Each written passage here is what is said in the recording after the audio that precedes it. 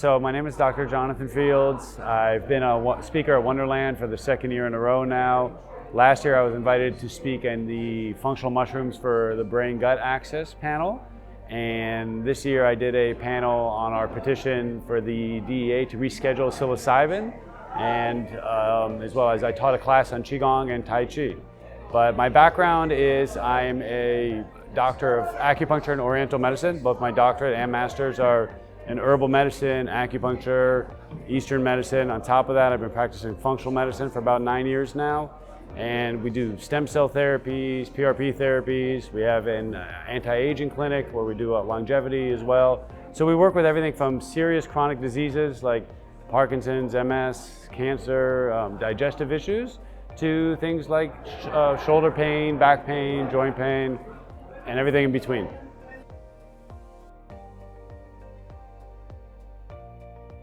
Yeah, so I have a specialty in mental health. I'm actually the Southeast Director for the American Institute of Traditional Chinese Medicine and Mental Health. And we deal with a lot of anxiety, depression, stress, trauma. I'm actually a graduate of the Parkland High School where they had the incident a few years back, and I worked in the trauma center there for a couple of years that they built next to the school. I volunteered doing acupuncture, teaching Tai Chi classes there, teaching art classes there as well. So mental health's always been one of my priorities, and people come in to us with everything from suicidal ideations to severe anxiety, treatment-resistant depression. And sometimes we do very good work. We have very good results with the acupuncture, with the herbal medicine, dietary changes, the functional medicine stuff, but sometimes it's not enough. And sometimes our patients have tried everything. They've already tried all the pharmacological options. They've tried talk therapy, EDMR, TMS, pretty much everything. And when there's nothing left, it's like, hey, well, we know these compounds are working. We have these clinical trials. We've seen that they're safe and effective. So I'm here to advocate for my patients, basically, to have, and for patients all across the world, to have better access to these medicines that have been used for quite a long time, very safely. Yeah, so we have quite a few patients that have had success with these kinds of things. We have one patient who actually, after 30 years of SSRI use, being on Lexapro and all these different drugs and not having good results and not feeling great, actually went on and did a psilocybin journey one time and stopped right there on the spot. It's been probably 6 months now and hadn't taken any medication since. I had another interesting case where a patient of mine brought her son to me, and he was a young 20-something-year-old kid in college, severe anxiety, could barely get out of the room, wasn't working, talking about suicide, and they had tried everything. They had tried, all the things we spoke about, and even with our therapies, it wasn't working, and I just wasn't able to get the compliance because of the anxieties and because of the schedule to get them in. So I referred them out to a ketamine clinic, and they did 6 sessions of ketamine with psychotherapy, and they did, I think, 1 or 2 more treatments over the next year period. It's been over 2 years now. The kid has no suicidal ideations. He's in school, he has a job, 0 medications. So we've seen these kind of incredible results, and we just want to let people know that this is possible, this is out there. And if you look at the efficacy rates, some of these psychedelics, the efficacy rates are much higher than the pharmacological options or talk therapy alone, or even the combination of both.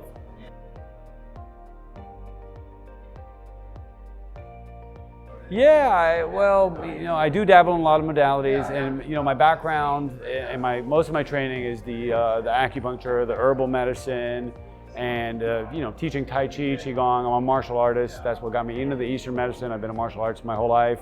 I taught professionally for 15 years, working with professional fighters and everything from special needs kids to first responders and all that. So I think anytime I can incorporate any of that, some of the body, mind, spirit exercises into the treatment plans, whether it just be some breath work or some very simple guided meditations or dietary lifestyle advice, things that come from the Eastern realm have been proven to work, without all the clinical studies, without all the drugs. I mean, some of this stuff's been working for thousands of years, and we actually have documentation and books going back 2,000 something years talking about very specific types of people and the constitutions and different elements of people. So it's a completely different philosophy, and I think the very fun part for me is to try to kind of mix that East and West and try to explain it to somebody in a way that makes sense without having the cultural context to understand a whole different, culture, basically.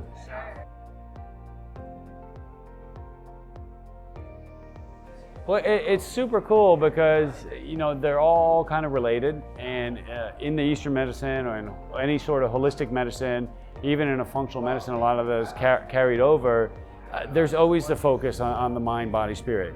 And I think on the Western side, we kind of separate that. We're like, oh, you take this drug for this, or you go to the gym, your body's fine, you should be healthy, right? But you can't take out the mind, you can't take out the spirit. It can only last so long, right? If anytime that you're doing that, eventually your body's going to break down as well, right? Or so part of it is we're working everything from stress management to diet, lifestyle, hydration. You'd be surprised, and some of the stuff is very basic chemistry, very basic biomedical science that a lot of doctors just kind of glaze over. You'd be surprised how many people come in and they literally do not drink any water, like zero, right? And they're chronically sick, and sometimes even doctors and nurses come in as patients and they have these issues, and like, this is some of it you would think would be common sense, but I guess it's not being taught in medical school, or they're just always looking for the medication or the surgery, and we just gotta, a lot of it is just simplifying and stepping back and kind of looking for what your body's asking for. So like, if you're the type of person that's always hot, well, try cooling herbs, try cooling foods. If you're the type of person who's always cold, have warm spices, have ginger, have cinnamon. These things, they'll make your body feel better. So a lot of it, I think, is just going back to our roots and listening to us and taking responsibility and accountability for our mind, body, and spirit, rather than putting it in the hands. The doctor said, take this, I'll be fine, right? That's often not true. So I think just again, people to be aware of these issues and aware of what's going on in the mind and the spirit outside of just the body alone is what helps kind of unify the three. And then within the Tai Chi and the Qigong exercises, we have specific meditations and focuses and breathing into our different energy centers, which allows us to align the three. And posture is a big one, right? We're meant to have an erect spine. So if you're sitting at a desk all day, all hunched over, you're not going to have a healthy mind, body, and spirit, right? You don't have that alignment. So the energy from the heaven and the earth cannot flow through you and meet in the middle and kind of flow freely throughout the body. You're going to create blockages and stagnation, especially from sitting all day, right? That's one of the things, we talk about sitting being the new smoking, right? It damages your kidneys, damages your back, your spine, your leg muscles. It creates all these imbalances, which will also damage, your spirit. Same thing as like, we're on our phones all day doing this, right? What do you think that's doing? Oxygen delivery to your brain, right? If you're not getting good oxygen delivery to your brain, you're going to cause some serious damage. Not to mention what it's going to do to the spine and everything else. And then you're increasing your risk for, strokes and heart attacks and all these issues. So some of these things are very basic. We were not designed for this. Kids were not designed to sit for 8 hours a day at desks. They don't need drugs. I think that's one of the biggest scourges on our society is drugging all these kids. Every other kid, oh, my kid needs ADD drug, ADHD. No, they need a good diet. They need to eat real food, and they need to be active. They need to be engaged in learning, not just sitting and listening.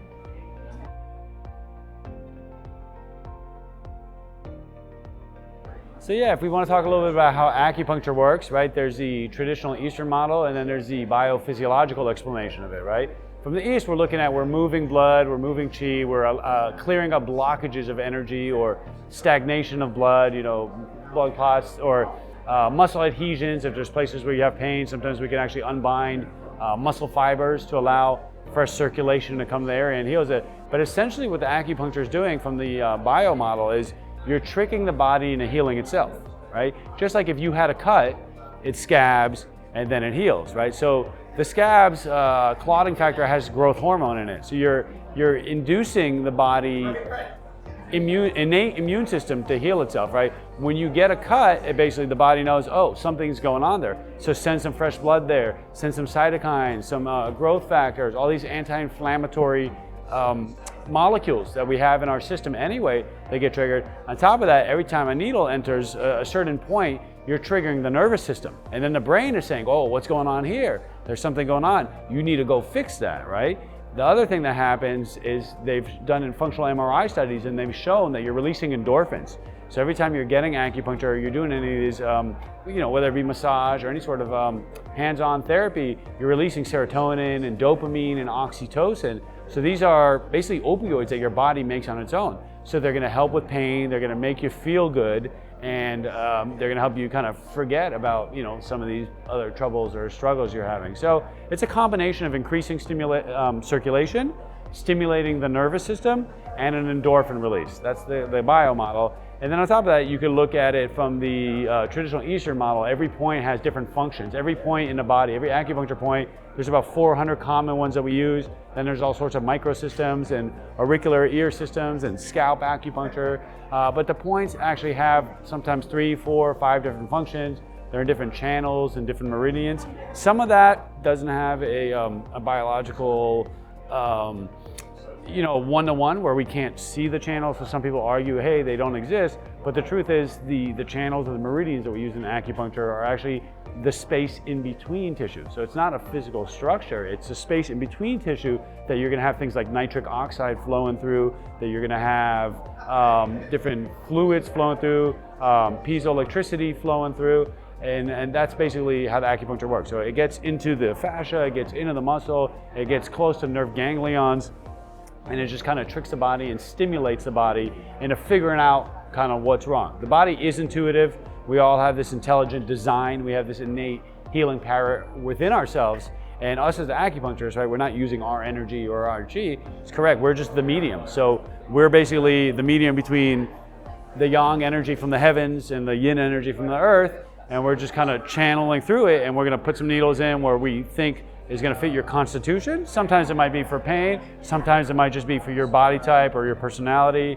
Some needles will be for specific symptoms, but we're always looking to find the root cause. We're not looking to, it's very different from the Western model. You have this condition, you get this drug or this herb. We're looking at it, yes, this is a manifestation of the symptoms of this root cause. So it's looking at like, maybe you're too dry inside, or you're chronically dehydrated and you're very thin. And so you're gonna get a very different treatment from somebody who's very big and very phlegmy and mucousy and wet and hot all the time. So we're looking to treat the constitution of the person, the root cause of whatever the issue is, and the symptoms, rather than just the symptoms that we look at as the branches. We're treating the entire tree, which we have better results that way.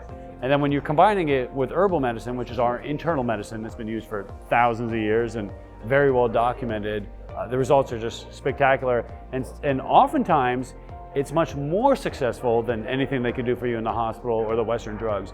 A lot of our patients come to us because they've already tried everything else. They've already seen a dozen specialists. They've seen everything they could do, and they're frustrated. They're fed up with being told it's all in their head, or they're fed up with a bunch of medications that have a ton of side effects but don't work. And then the doctors are telling them sometimes it's not side effects, or they'll give them more drugs for the side effects. That's not a good model, and not everybody wants to do that. And when you've exhausted all other options, that's typically when they come to us. Or our other patient is the one that's like, hey, I know better, I don't want any medications, right? Unless it's an emergency, of course, we'll refer out if we see any red flags. But in general, pharmacology and Western medicine in general is not good at treating chronic conditions, right? We're just kind of putting Band-Aids on the symptoms, and if you don't address the root cause, even if your symptoms are under control with a medication, eventually that's gonna bubble up somewhere else in your body, and you're gonna have a more serious breakdown, and it's gonna be much more difficult. And then it will be an emergency situation when it might have all been preventative. So at the end of the thing, this is all about preventative medicine. How do we keep people from getting sick? And then when they are sick, kind of just gently guide their body in the right direction to where they can heal themselves and maintain good health.